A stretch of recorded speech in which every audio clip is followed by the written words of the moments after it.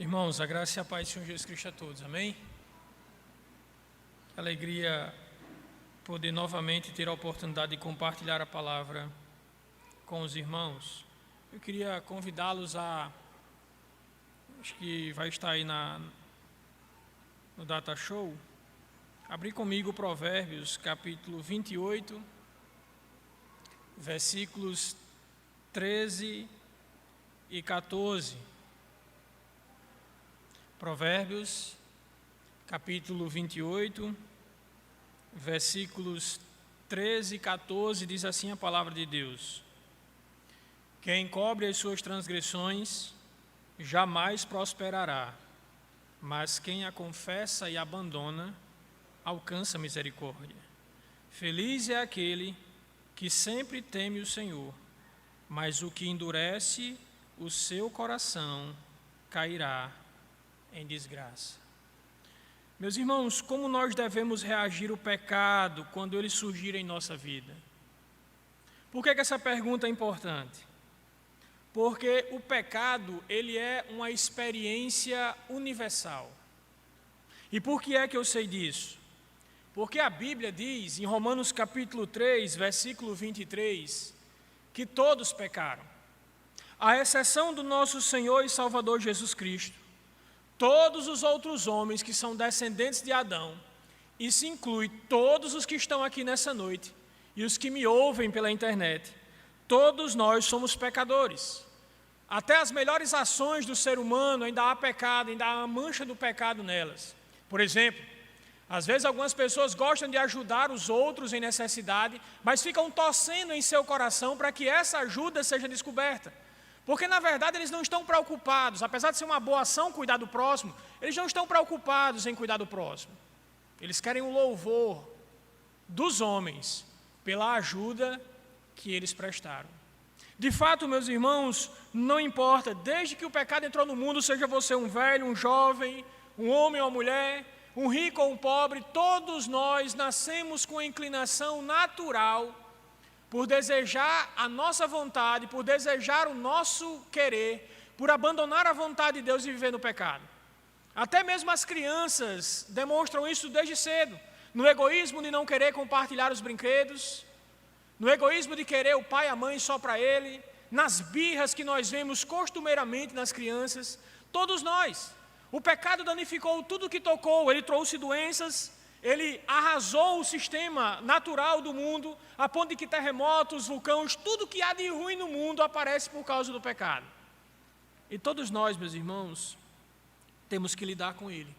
Talvez você pergunte nessa noite o que é o pecado, já que nós vivemos em uma sociedade pluralista, uma sociedade relativista, que muitas vezes diz, olha, o que é pecado no seu conhecimento, não é pecado no meu.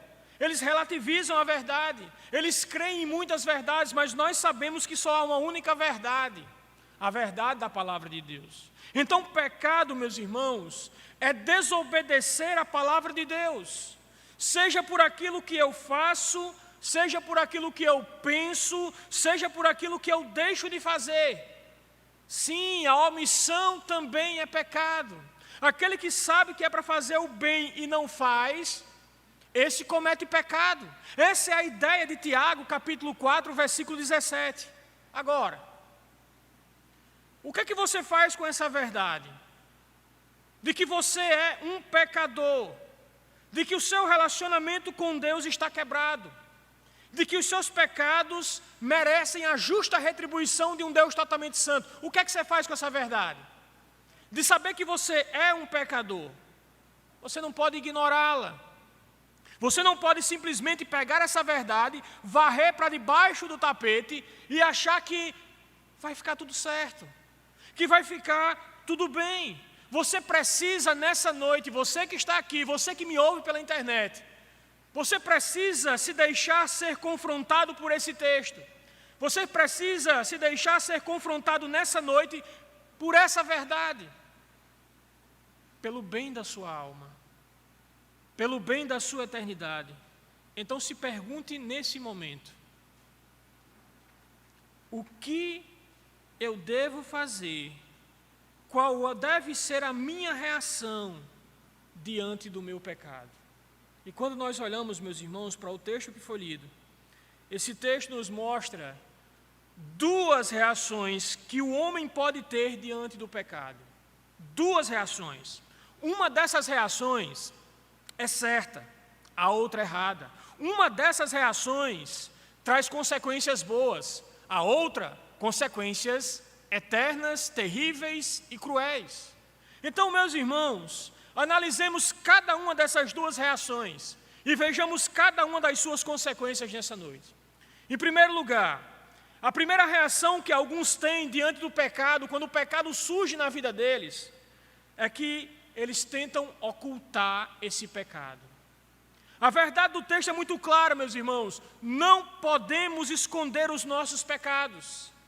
Essa é a maneira errada de agir com o pecado. Olha o que é que o texto diz: aquele que encobre as suas transgressões, aquele que tenta ocultar os seus pecados, jamais prosperará. Não pense em prosperidade financeira. A ideia aqui é que ele não vai conseguir. É uma atitude perigosa, meus irmãos. É a atitude mais perigosa que eu e você podemos tomar quando o pecado bater à nossa porta. É tentar escondê-lo. E por quê? Por que é a atitude mais perigosa? Meus irmãos, não há como ocultar os nossos pecados de um Deus onipresente. Não há como ocultar os nossos pecados de um Deus onisciente. Talvez o seu pecado esteja abrigado no mais profundo do seu coração. Mesmo que a sua mulher, os seus filhos, os seus melhores amigos não saibam, Deus o sabe. Deus conhece aquilo que está em nossa mente, em nosso coração, antes mesmo que nós pensamos e saia da nossa boca. O nosso Deus conhece todas as ações que nós podemos tomar, porque Ele conhece tudo. Não importa onde você esteja, você peca na presença de Deus. Os homens às vezes ocultam os seus pecados nas trevas, nas sombras, porque têm vergonha que as pessoas tomem conhecimento do seu pecado. E se esquecem que enquanto estão pecando, enquanto estão praticando o pecado, Deus está vendo. Deus conhece, Deus está onde quer que você esteja cometendo pecado, seja num quarto escuro ou numa sala de motel, num quarto de motel. Deus conhece o seu pecado. Não há como ocultar, meus irmãos. Nós cometemos pecado na presença de Deus. E o exemplo mais clássico disso está lá em 2 Samuel, capítulo 11. Nesse texto nós encontramos narrado um erro grosseiro de Davi. Em 2 Samuel, capítulo 11, o texto vai dizer no versículo 1 que no tempo em que os reis deveriam estar na guerra, Davi estava curtindo preguiça. Apesar do texto não estar dizendo curtindo preguiça, ele manda outras pessoas para estar liderando os exércitos de Deus vivo, para que ele possa ficar no palácio descansando. Era a responsabilidade dele estar liderando os exércitos do Deus vivo, mas a vida ociosa de Davi trouxe a ele uma tentação que o derrubou. Um dia ele sai passeando pelas varandas do palácio real, vê uma mulher tomando banho. O pecado imediatamente entra pelos olhos de Davi, desce ao seu coração e o consome. E então ele manda buscar aquela mulher, se deita com aquela mulher. Davi achava que estava tudo bem, mas a mulher engravida, e ele fica preocupado. Ele quer ocultar o seu pecado, então ele arruma uma forma de ocultar o seu pecado. Ele chama o marido da mulher, ele chama Urias, e dá bebida a Urias na esperança de que Urias fosse para casa, dormir em casa, para que quando a mulher aparecesse grávida, já que Urias estava na guerra, o canto que era para Davi estar, ele não estava, Davi pudesse dizer, não, o filho é de Urias. Mas Urias era um homem mais justo do que Davi naquele momento. E ele diz, eu não vou para casa enquanto os exércitos judeus vivos guerreiam contra seus inimigos. O meu lugar, Davi, é na guerra. A fidelidade daquele homem deveria ter constrangido Davi, mas Davi está disposto a levar até as últimas consequências para ocultar o seu pecado. E então ele arma um plano maquiavélico. Ele manda que Joabe, o líder dos seus exércitos, que está sitiando a cidade de Rabá, ele pede que Joabe coloque Urias na linha onde a batalha era mais feroz. E nós sabemos por que ele faz isso. Porque ele queria que Urias morresse para ficar com a mulher de Urias. E Urias morre. E quando a notícia chega a Batseba, a mulher, imediatamente Davi pega aquela mulher e toma como esposa. E para Davi, caso encerrado. O pecado estava oculto. Davi, sobremodo, estava pensando, me livrei. Não terei consequências desse pecado. Mas no dia que o filho nasce com uma doença. E Deus manda Natã, o profeta Natã, ir na casa de Davi para jogar o pecado de Davi na cara dele. Deus envia um profeta para lembrar a Davi que aquele pecado, apesar de ter sido feito às escondidas do povo de Deus, não foi escondido da presença de Deus. Deus conhecia o pecado de Davi e agora chegou a hora de lidar com as consequências. Meus irmãos, muitas vezes, ao cometer algum pecado, a nossa primeira atitude é essa, é tentar ocultar. Mas não adianta muito apagar a conversa de WhatsApp depois de marcar o encontro com a amante. Não adianta. Não adianta usar camisinha para esconder uma gravidez de um relacionamento antes do casamento. Não adianta. Não adianta apagar o histórico do computador, nem muito menos navegar em páginas anônimas e consumir pornografia. Embora a porta do quarto esteja fechada, os olhos de Deus estão abertos. Ele conhece o seu pecado. Não adianta esconder droga debaixo da cama, para esconder dos pais. Deus conhece. Não importa o pecado que você cometa, Deus conhece. Deus conhece o seu pecado. No entanto, existem formas mais sutis de esconder o pecado, de tentar esconder o pecado. Basta nós lembrarmos, meus irmãos, para o caso de Adão. Adão culpou a mulher que Deus deu, porque é muito fácil. Uma das formas que nós temos de ocultar o pecado é dizer que a culpa foi do outro. Quando Deus confronta Adão, quando Deus chega para Adão e diz, você comeu do que eu mandei não comer, ele simplesmente, ao invés de se ajoelhar e pedir perdão e confessar e clamar pela misericórdia de um Deus tão bom, ele diz, não, a mulher que tu me destes, comeu, me deu e eu comi. Ele estava colocando a culpa no outro. Todos nós conhecemos alguém assim, não é verdade? Nunca erra, nunca é culpa dele, nunca é o pecado dele, sempre é por causa do outro. Todos nós conhecemos pessoas assim. Por exemplo, pense quando, por exemplo, um adultério é descoberto. Rapidamente, o adúltero, ele diz o seguinte, olha, não, mas eu encontrei nessa mulher, ou eu encontrei nesse homem, o que eu não estava mais encontrando na minha esposa.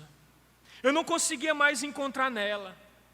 Então, como eu não estava sendo mais uma pessoa feliz, e eu encontrei nessa pessoa aquilo que faltava na minha esposa, no meu marido, então eu me entreguei. Talvez essa desculpinha,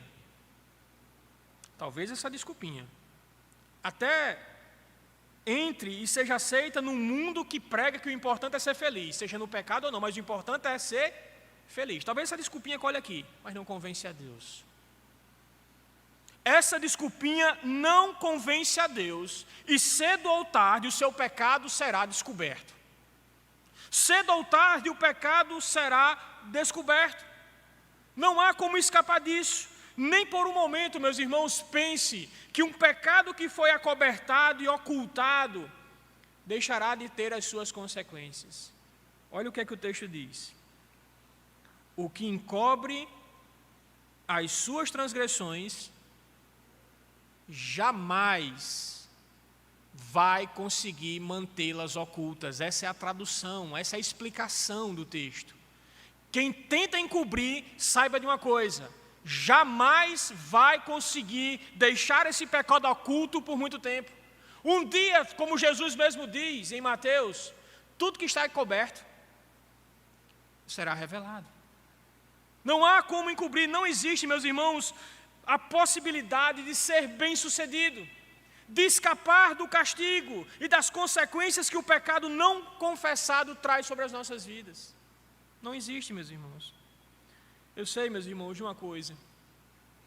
Quem não tiver os seus pecados perdoados, cedo ou tarde,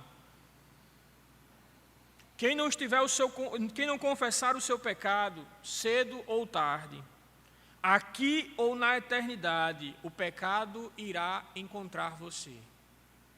E junto com o pecado, virão as consequências que o seu pecado merece. Nunca se esqueça que o nosso Deus é misericordioso, mas também é fogo consumidor. O nosso Deus, Ele é misericordioso, mas é justo, Ele é perdoador sim. Mas Ele jamais passará a mão na cabeça do pecado, jamais apoiará o pecador que não quer abandonar o pecado, que prefere manter o pecado escondido em sua vida. Ele não pode poupar o pecado.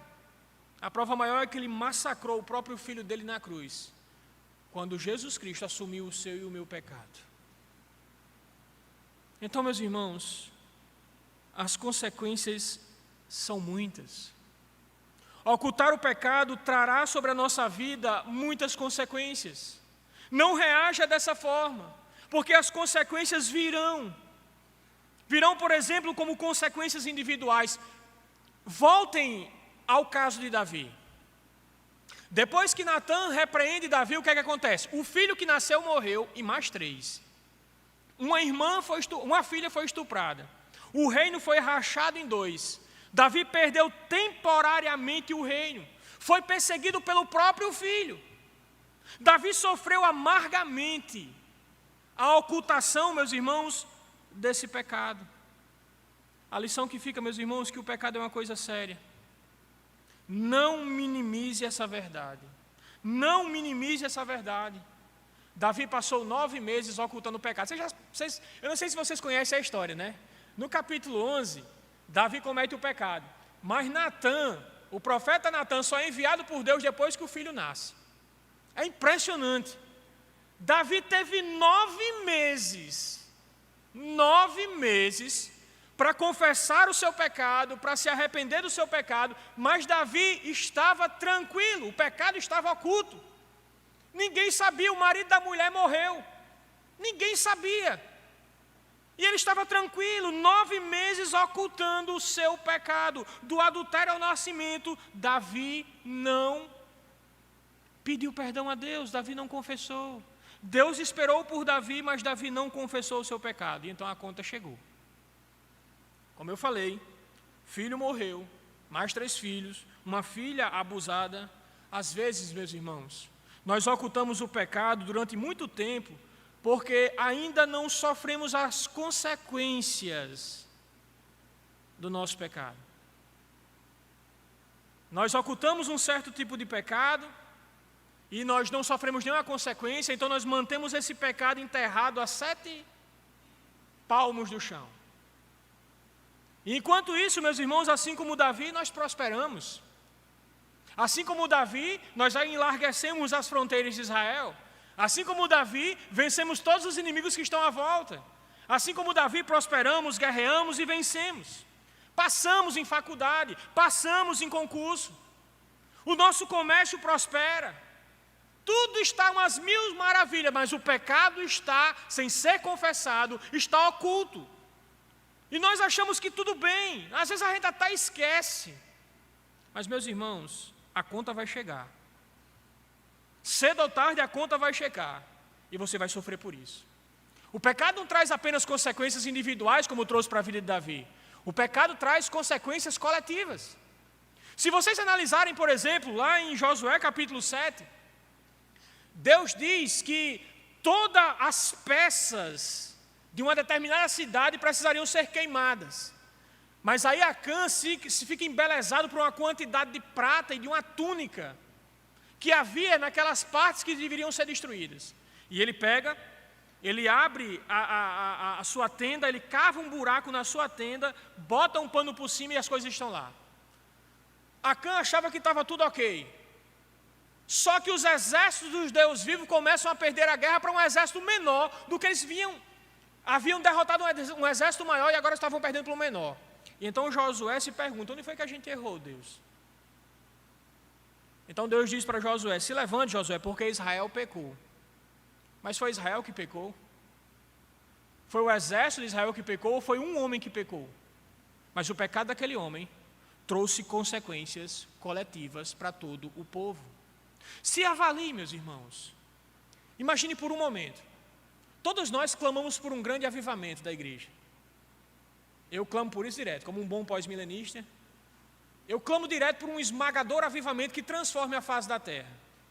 Agora, digamos que eu clame por esse avivamento, que eu clame pelo agir de Deus na minha vida e na vida da minha igreja, mas eu acabo vivendo e ocultando o pecado no meu coração. Já imaginou nisso? Talvez os problemas da sua família, os problemas da sua igreja, só é porque você vive no pecado, vive ocultando um pecado. E esse pecado está trazendo consequências sobre a vida daquelas pessoas que você tanto ama, que estão próximas a você. O pecado nunca afeta você sozinho. Ele sempre se alastra como um câncer e toca tudo aonde você vai. E Deus traz consequências sobre isso. Pense num casamento que fracassou por causa que um dos cônjuges, ele literalmente aguardou a amargura e a falta de perdão no seu coração durante tanto tempo. E chegou um tempo que não teve mais como suportar e o casamento foi destroçado. Pense, meus irmãos, por exemplo, quantas igrejas sofrendo a disciplina de Deus por causa de que os seus membros estão ocultando pecados, vivendo vidas duplas. Mas talvez a maior consequência do pecado, meu irmão, não seja o individual e o coletivo. A maior consequência do pecado ainda é eterna. Por mais que as pessoas desse mundo amem, consigam ocultar os pecados, e muitas vezes nem recebem as consequências desse tipo de pecado, basta olhar para a Lava Jato. Um dia, meus irmãos, no dia do julgamento final, a sua condenação será eterna e o seu castigo pelos séculos dos séculos. Se você acha que enfrenta sofrimento nesse mundo, espere ver a descrição do inferno feita por Apocalipse. Se você acha que nesse mundo é algo difícil de se viver e de se lidar, espere pisar no chão do inferno. Há algo muito pior do que o que nós conhecemos nesse mundo do outro lado. E nós precisamos estar preparados para esse dia, porque cedo ou tarde lidaremos com Deus. Cedo ou tarde seremos chamados para ajustar contas com esse Deus. E Ele conhece o meu e o seu pecado.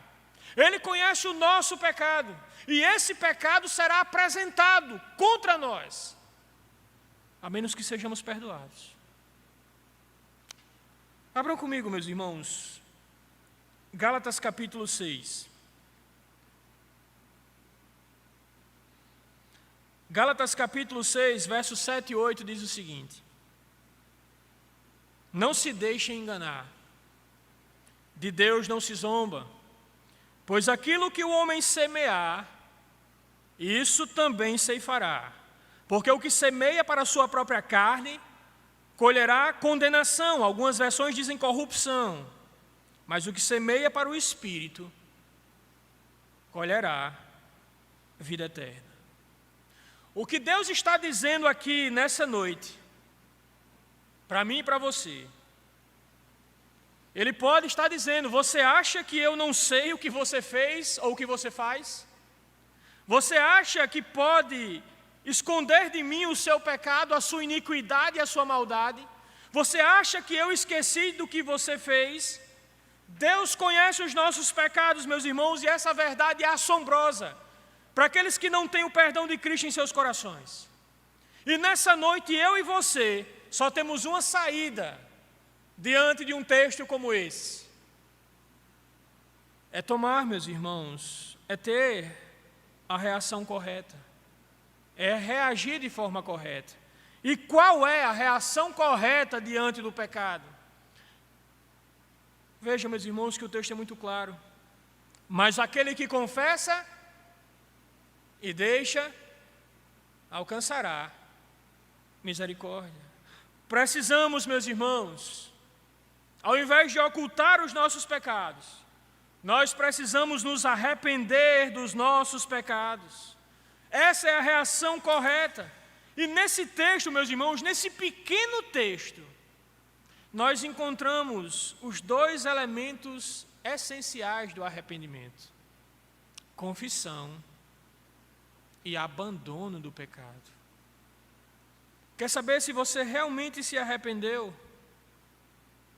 É isso que define o arrependimento. É confissão e abandono. Meus irmãos, a confissão e o abandono é necessário para recebermos o perdão de Deus. Nós precisamos confessar. O arrependimento é a marca, meus irmãos, essencial do verdadeiro cristão. E ele deve ser constante em toda a nossa vida. Porque enquanto estivermos nesse mundo, nós lidaremos com o pecado do nosso coração. E nós precisamos constantemente confessar esse pecado. Nós precisamos constantemente olhar, reconhecer e confessar. Eu sei, meus irmãos, que talvez algumas pessoas achem que estão longe demais, que não tem mais jeito para elas. Cometeram tantas atrocidades, cometeram tantos erros que eles não acham que Deus pode perdoar. Não se enganem, meus irmãos, um criminoso na cruz foi salvo nos últimos momentos de vida.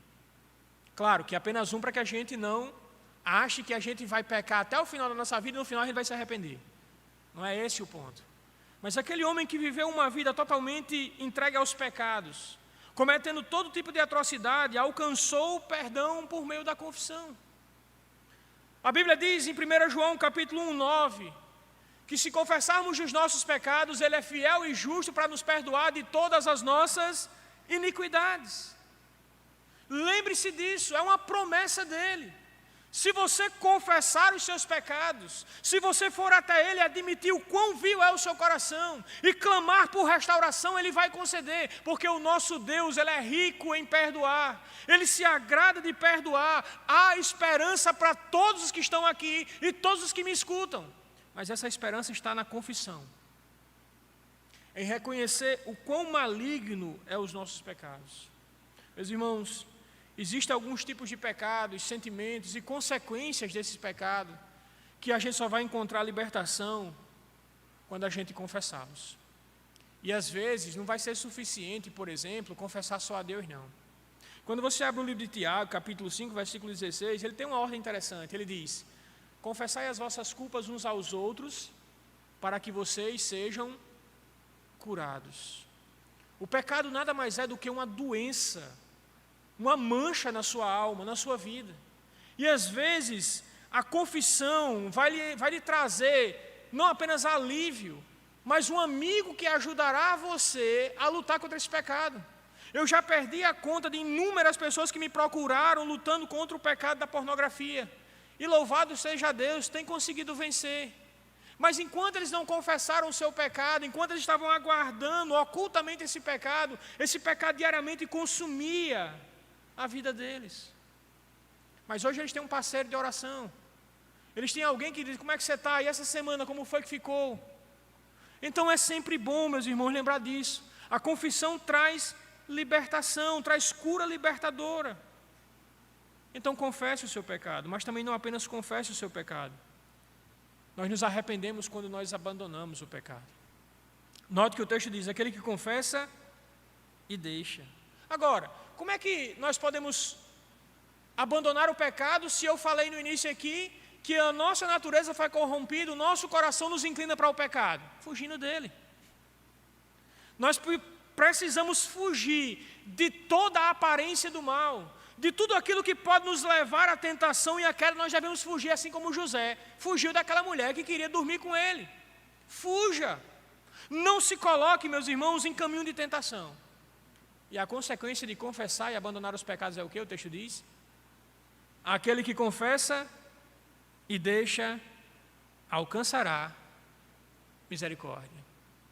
Então, em nome de Jesus Cristo, eu peço a você que abandone a fofoca na sua vida, abandone a lascívia, a glutonaria, a balança enganosa, pague seus impostos, abandone a falta de perdão que você abriga no seu coração, Abandone, meus irmãos, a ira no seu coração. Abandone a avareza, deixe de colocar as coisas desse mundo acima da obra de Deus. Abandone, meus irmãos, a idolatria matrimonial, de achar que sua vida é para agradar a esposa ou o marido. Abandone, meus irmãos, a idolatria dos filhos, de achar que a sua vida gira em torno do seu filho e não do Filho de Deus. Abandone, meus irmãos, abandone tudo isso. É a nossa única opção para receber o perdão de Deus, meus irmãos. É confessar e abandonar o nosso pecado. Meus irmãos, essas são as duas únicas reações que o homem pode ter diante do pecado. Ou ele tenta esconder, ou ele se arrepende. Ou ele tenta esconder, ou ele confessa e luta para abandonar. Mas, no entanto, eu quero encerrar, existe na Bíblia a maneira de Deus lidar com o pecado. A maneira que o homem lida com o pecado é ocultando ou se arrependendo. Ocultando ou confessando e abandonando. Mas a Bíblia também fala da maneira, meus irmãos, de Deus lidar com o pecado. Esses dias, eu estava lendo a reportagem da BBC e eu estava um pouco surpreso com a reação de uma mãe. Essa mãe lutou 4 longos anos no Tribunal da Flórida, nos Estados Unidos, para tentar reverter a pena de morte do assassino da sua filha de 20 anos. Sua filha tinha 20 anos e foi assassinada a sangue frio. O cara foi assaltar, botou o revólver na cabeça dela, pediu para ela entregar tudo que tinha lá na loja. Ela entregou tudo e mesmo assim ela atirou na cabeça dela. E essa mãe passou 4 longos anos lutando na justiça para que aquele homem não fosse condenado à morte. Meus irmãos, e ela conseguiu reverter. Ao invés de morte, a pena foi revertida para a prisão perpétua. Mas, meus irmãos, olhando assim, olhando para o grande feito dessa mãe, em lutar pela vida do assassino da sua filha, eu chego a pensar, rapaz, essa mulher agiu como Deus. Ela agiu como Deus. Porque ela perdoou e livrou da morte uma pessoa que, segundo as leis daquela localidade da Flórida, merecia morrer. Mas, meus irmãos, Deus fez muito mais do que essa mãe. Deus fez muito mais. Deus não apenas perdoou, Deus não apenas livrou da condenação da morte. Meus irmãos, Deus adotou os responsáveis pela morte do seu filho. Deus tornou o filho aqueles que foram a razão de Jesus Cristo ter ido para a cruz. A forma que Deus tem de lidar, meus irmãos, com o pecado é oferecer salvação por meio de Jesus Cristo e nos tornar, meus irmãos, filhos de Deus. Esse é um privilégio, meus irmãos, somente daqueles que confessam os seus pecados, daqueles que lutam durante toda a sua vida para abandonar os seus pecados. Não é daqueles que encobrem os seus pecados, não. Esse privilégio de ser filho de Deus, de se apropriar da justificação que há no sangue de Jesus Cristo, do perdão que há naquela cruz, é um privilégio somente daqueles que não ocultam os seus pecados, mas daqueles que se arrependem, confessam e abandonam. E nessa noite, meus irmãos, você pode fazer isso. Você pode confessar publicamente que é um pecador e que precisa de Jesus Cristo. Você pode clamar nessa noite por perdão e misericórdia, depois de o seu coração ser confrontado com um pecado que só você conhece e acha que ninguém mais sabe, mas Deus sabe. Deus trouxe você aqui nessa noite, e por meio desse texto Ele diz para você, para mim, para nós: nosso pecado está muito claro diante dEle, e cedo ou tarde as consequências virão. Talvez, até hoje, você não tenha sido punido pelo seu pecado oculto. Mas talvez essa pregação foi o último aviso de Deus antes de mandar o juízo sobre a sua vida. Eu não sou Deus, eu não sei os planos dele, mas eu sei que nenhum pecado será suavizado. Nenhum pecado deixará de ser punido. Ou eles são punidos na cruz ou são punidos no inferno, mas todos os pecados serão punidos. E você tem a oportunidade nessa noite de tomar a sua decisão. Eu quero que você olhe para o verso 24. O verso 14, perdão. Olhe bem para o verso 14. O texto diz: como é feliz aquele que teme ao Senhor.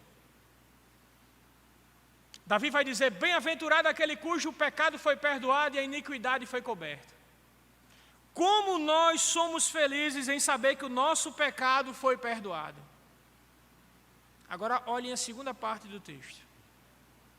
Mas aquele que endurece o seu coração cairá na desgraça. Nesse momento há uma luta no seu coração. Temores terríveis.